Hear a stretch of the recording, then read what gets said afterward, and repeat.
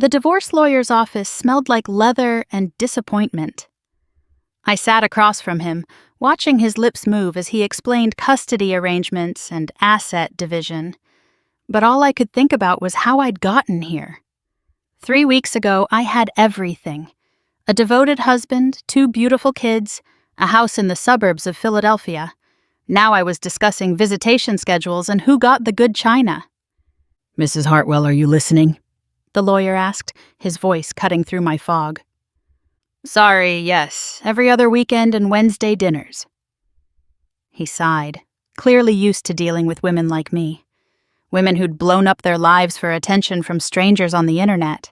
Women who'd traded family dinners for nude selfies and dirty messages. Women who'd discovered too late that validation from anonymous men meant nothing compared to the love of a good husband. The worst part? Paul had been perfect. Not perfect in some fairy tale way, but perfect for me. He worked as a project manager at a tech company, came home every night by 6, helped with homework, gave the kids their baths. He still looked at me like I was beautiful even after 2 pregnancies had changed my body. He still grabbed my butt when he passed me in the kitchen. He still left little notes in my lunch bag when I went back to work after maternity leave. But somewhere along the way, that stopped being enough. It started innocently. My friend Jessica had been posting on Reddit's Gone Wild forums for months, showing off her post-divorce body, collecting compliments like Pokemon cards. She'd lost 30 pounds after her ex left her for his secretary, and now she was, in her words, reclaiming her sexuality. "You should try it," she'd said over wine one night while our kids played in the other room. "It's empowering. All these men telling you how hot you are. It's like being 20 again." I'd laughed it off. I was 30, married 8 years, mother of 2.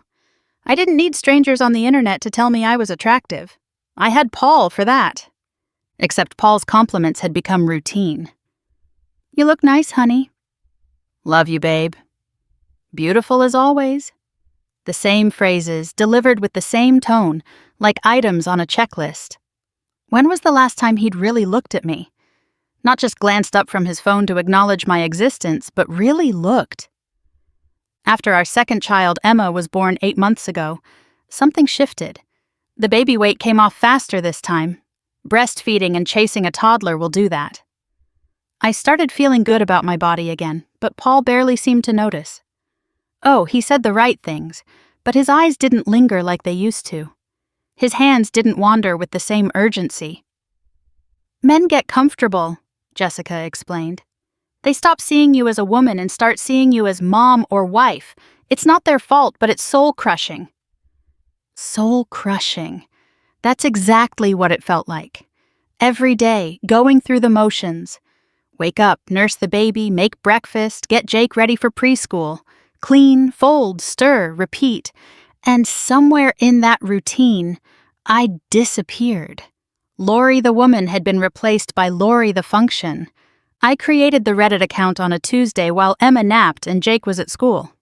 Just to look, I told myself, just to see what the fuss was about. The Gone Wild section was overwhelming.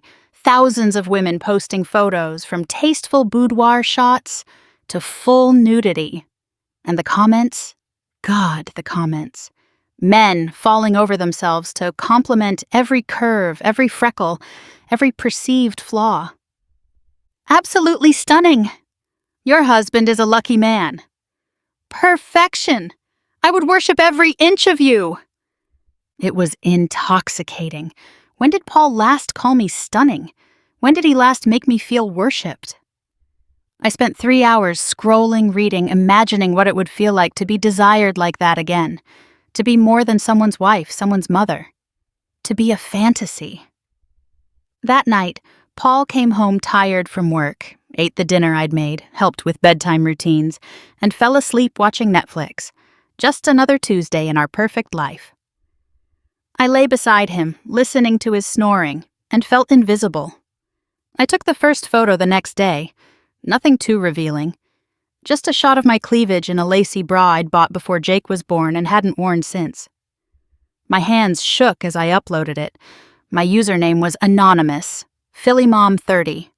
Generic enough to blend in, specific enough to feel real. The response was immediate. Within minutes, comments and messages flooded in. Men telling me I was gorgeous, sexy, a goddess. Men begging for more photos. Men describing in explicit detail what they'd do to me. I should have been disgusted. Instead, I was thrilled. For the first time in months, maybe years, I felt seen. Not as Paul's wife or the kid's mother, but as Lori. Sexual, desirable Lori. I deleted the post after an hour, terrified Paul would somehow find it. But the high lingered. All afternoon, as I did laundry and made snacks, I thought about those comments. About being called a goddess by someone who didn't know I'd been up 3 times with the baby last night, or that I had spit up on my shirt. The second photo went up 2 days later. This time, a full body shot in boy shorts and a tank top. Nothing Paul hadn't seen 1,000 times, but through the lens of strangers' desire, I felt like a different person. The comments were even more enthusiastic. Men offered to fly to Philadelphia to meet me. They sent photos of themselves, videos of what my picture had inspired. By day 5, I was posting daily, each photo slightly more daring than the last. I told myself it was harmless. Paul and I were still having sex, more than ever, actually. My newfound confidence had reignited something between us. He thought it was postpartum hormones balancing out. He had no idea it was because hundreds of strangers were telling me I had the body of a college girl. The messages evolved from compliments to conversations, men wanting to know about my life, my fantasies, my marriage. I was careful at first, keeping things vague, but attention is a drug, and I was an addict. One user stood out. Bradley in Bucks. He was different from the others. Funnier, more articulate, less desperately horny. We started chatting regularly. He lived outside Philadelphia, was recently divorced, worked in finance. He said my photos were art, that I deserved to be appreciated, that my husband was an idiot if he wasn't worshiping me daily. "You're more than just a mother," he messaged one day. "You're a complete woman with needs and desires that deserve to be fulfilled." It was exactly what I needed to hear. The line between online fantasy and real temptation blurred quickly. Bradley found me on Facebook. Not hard when you know someone's city, age, and that they have 2 kids. His real name was Brad Kowalski, and his profile pictures showed a handsome guy in his mid-30s with salt and pepper hair and a cocky smile. He sent a friend request, and I stupidly accepted. Then came the messages. He messaged me there, said he couldn't get me out of his head, said he'd love to meet for coffee, just to talk, said he understood if that was too much, but wanted me to know the offer stood. I should have blocked him, should have deleted Reddit, confessed to Paul, gone to counseling. Instead, I saved his number in my phone under Jessica and started deleting our conversations, just in case. The Thursday night it all came crashing down started like any other. Paul was working late, so I fed the kids early and sent him dirty texts while they ate their nuggets. It was our new thing, me sending sexy messages throughout the day. He thought it was me being spontaneous. Really, I was recycling lines men had sent me on Reddit. "Can't wait till you get home," I texted, along with a photo I'd taken that morning. "Damn, babe, those are perfect," he replied. Then, after a pause, "Just for me, right?" My blood turned to ice. It was a joke, right? It had to be. Paul wasn't the jealous type. He trusted me completely. "Of course, baby. All yours," I responded, adding heart emojis I suddenly felt sick typing. When he got home, everything seemed normal. We did bedtime, cleaned up, settled on the couch with wine. But there was something in his eyes, a question he was working up to asking. "Lori," he said finally, "I need to ask you something, and I need you to be honest." My heart hammered. "Okay." "Have you been sharing photos online?" The wine glass slipped in my hand. "What? Why would you ask that?" "One of the guys at work, his brother recognized you on Reddit." The room spun. Of all the ways I'd imagined getting caught, a coworker's brother wasn't one of them. My face must have given me away because Paul's expression crumbled. It's true. I started crying immediately. Not dignified tears, but ugly, snot-filled sobs. I'm sorry, I'm so sorry, it didn't mean anything. I needed to feel pretty again. Pretty? Lori, I tell you you're beautiful every day. It's not the same. You have to say that. You're my husband. He recoiled like I'd slapped him. I have to? You think I'm lying when I say you're beautiful? No, I wanted to feel wanted, like a woman, not just a mom. You are a woman. You're my woman, the mother of my children. How is that not enough? I couldn't answer because there was no good answer. How do you explain that sometimes love feels like obligation? That familiarity can suffocate desire? That being someone's everything can make you feel like nothing? Paul stood up, pacing. How long? A week. How many photos? I don't know, 5 or 6. Are they explicit? Some of them. He ran his hands through his hair. Jesus Christ, Lori. Our neighbors could see these. My coworkers, Jake's teacher, my boss. I was careful. Careful. My coworker's brother found you. The shame was suffocating. In my desperate need to feel desired, I'd risked everything. Our reputation, our marriage, our family's privacy. I'll delete everything, I said. It'll never happen again. Please, Paul. I love you. I love our life. I just got lost for a minute. He looked at me for a long, hard moment. Is there anything else? No, I lied. Brad's messages burned in my phone like evidence of a crime. You sure this is your chance, Lori? Tell me everything now and we can work through it. But if I find out you're still lying... There's nothing else, I swear. He nodded slowly. Okay, delete it all tonight and we're going to counseling. Yes, absolutely. Whatever you want. We went to bed in silence, him on his side, me on mine, an ocean of doubt between us. But by the weekend, things felt almost normal. Paul took me on a date Saturday night, just us, while his parents watched the kids. We laughed, held hands, made love in the car like teenagers. I thought we'd turned a corner. Sunday was perfect. Pumpkin patch with the kids, homemade pizza for dinner, Halloween movies on the couch. Jake fell asleep against Paul's chest, while Emma dozed in my arms. This was what mattered. This was what I'd almost thrown away for strangers' compliments. I love you, I whispered to Paul. Love you too, he said, but his smile didn't quite reach his eyes. Monday started the same as any Monday. Paul left for work early, Jake went to preschool, Emma and I did our usual routine. But something felt off. No kiss goodbye, just a quick bye from the hallway, like I was the sitter, not his wife. A charge in the air, like before a storm. I understood why when Paul came home 2 hours early, his face carved from stone. Kids are at your mom's, he said without preamble. We need to talk. My stomach dropped. What's going on? He pulled out his phone and showed me the screenshots. Brad's Facebook messages, Snapchat notifications, everything I'd thought I'd hidden. Anything else you want to tell me? His voice was deadly calm. I burst into tears again, but this time he didn't comfort me. Just stood there, waiting. It was just talking, I sobbed. Just messages, I never met him. Show me. With shaking hands, I opened Facebook. Brad's messages were damning, progressively more sexual, more intimate. But it was my responses that made me want to die.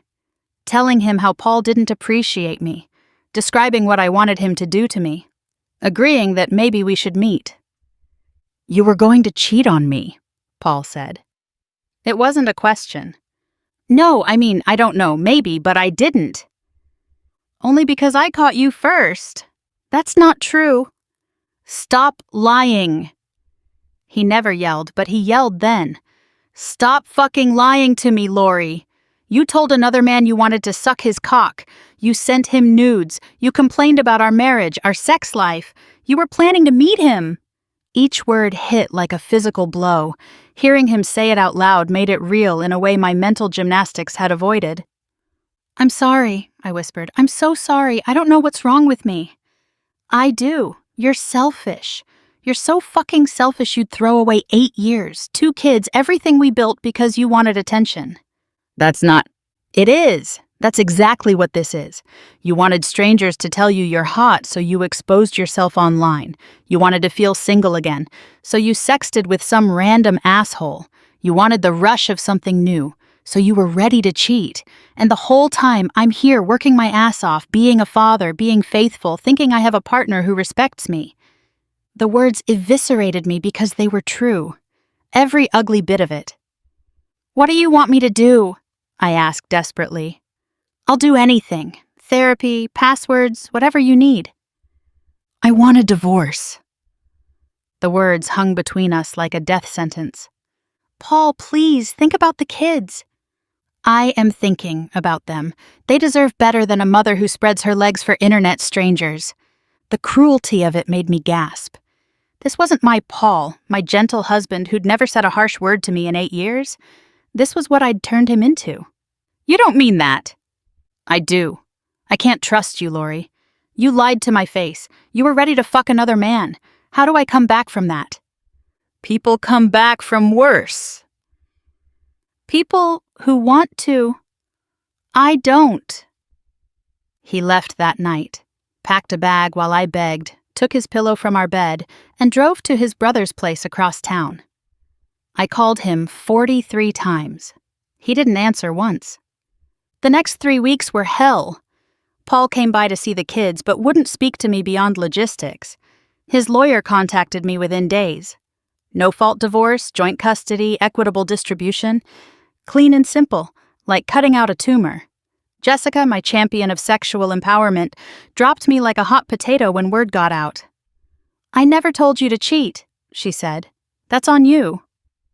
Brad disappeared the moment I told him my marriage was over. Turns out he wasn't interested in a single mom with baggage, just a bored housewife looking for thrills. My mom watched the kids while I met with lawyers, each meeting another nail in the coffin of my marriage. Paul wanted this done fast. No counseling, no trial separation, just done. "He's seeing someone," his sister Rachel told me when I ran into her at Target. She looked uncomfortable, like she shouldn't be talking to me. "Some girl from his gym, 26, no kids. I guess she appreciates him. He seems different." Different. My steady, reliable Paul was different. Because of me. The house felt empty even when the kids were there. Jake kept asking when Daddy was coming home, and I never had the heart to tell him he wasn't. Emma, thank God, was too young to understand, but she felt the tension, cried more, slept less. I stopped eating, stopped sleeping, stopped feeling anything but regret. The Reddit account that had started it all sat deleted but not forgotten. Sometimes I'd dream about those messages, wake up thinking for a moment that Paul was beside me, then remember. 3 weeks. That's all it took to destroy 8 years. 3 weeks from "I have the perfect marriage" to "sign here to dissolve your union." The lawyer cleared his throat, bringing me back to the present. "Mrs. Hartwell, we need to discuss the retirement accounts." Retirement. As if I could think about the future when my present was ash. "Whatever he wants," I said. "Just whatever makes this easiest." The lawyer frowned. "You're entitled to half." "I don't want it. I don't want anything from him." It was true. I didn't want money or things. I wanted my husband back. I wanted to wake up from this nightmare where I'd traded everything for validation from usernames and avatars. After the meeting, I sat in my car in the parking garage, watching other people go about their lives. Normal people who hadn't blown up their families for Reddit karma. A couple walked by holding hands, and I had to look away. My phone buzzed. A text from Paul. "Can you keep the kids Friday night? I have plans." Plans. With a 26-year-old from the gym, probably. The girl who'd never stretched her body making his babies, never spent sleepless nights nursing, never needed strangers to tell her she was beautiful because she already knew. "Of course," I texted back. Then, because I was pathetic, "Paul, I'm sorry, I'll always be sorry." He didn't respond. At home, I made dinner for one, ate standing at the counter. The kitchen table felt too big without my family around it. Everything felt too big. The house, the bed, the future I now faced alone. Jessica had called it empowering. Taking control of your sexuality, owning your desirability. But there was nothing empowering about custody agreements and alimony. Nothing sexually liberating about explaining to your son why daddy lived somewhere else now. The irony wasn't lost on me. I'd wanted to feel wanted, and now I was wanted by no one. Paul had moved on, Brad had vanished, and even the Reddit strangers had found new women to worship. I was just another cautionary tale, another bored housewife who'd mistaken attention for affection, validation for value. My phone rang. Paul's ringtone. My heart leaped. "Hey," I answered breathlessly. "Jake left his dinosaur at my place. I'll drop it off tomorrow when I pick them up." "Oh, okay, thanks." "Lori?" "Yeah?" A pause. "Nothing. See you tomorrow." He hung up, leaving me holding the phone like a lifeline. Was there something in that pause? A softness in his voice? Or was I so desperate I was imagining forgiveness where none existed? I pulled up our wedding photos on my laptop. 8 years ago, we'd been so young, so sure. Paul in his rented tux, me in a dress that cost more than we could afford. We'd danced to At Last by Etta James, and he'd whispered in my ear that he'd love me forever. Forever turned out to be 8 years, 3 weeks, and 2 days. I closed the laptop and went to check on the kids. Jake was asleep, clutching the stuffed elephant Paul had bought him last Christmas. Emma was in her crib, tiny fist in her mouth, dreaming baby dreams. They'd be okay. Kids were resilient. They'd adapt to 2 homes, 2 Christmases, 2 sets of rules. They'd grow up thinking this was normal, not knowing their mother had destroyed their family for Instagram-level validation. But would they forgive me?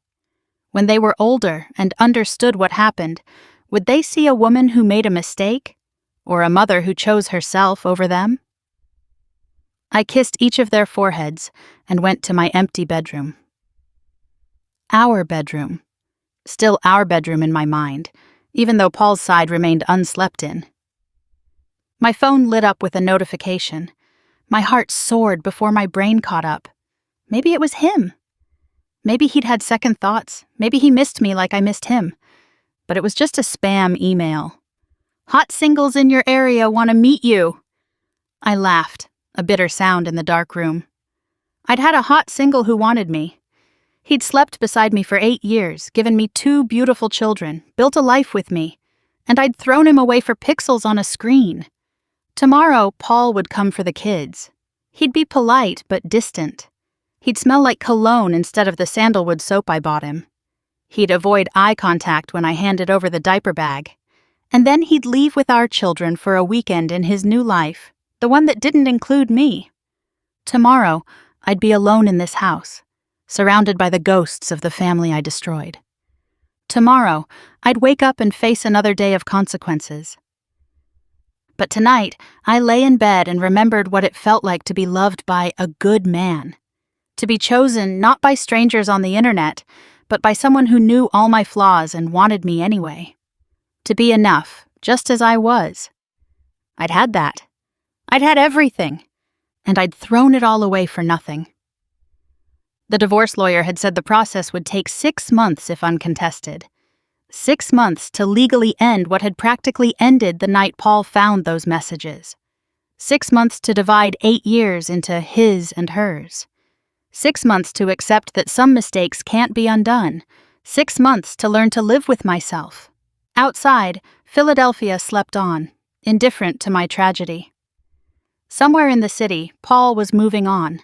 Somewhere, Jessica was probably taking new photos, chasing her next high. Somewhere, Brad was charming another lonely wife. And here I sat, in the wreckage of my choices, finally understanding the price of needing to be wanted by everyone except the one person who mattered.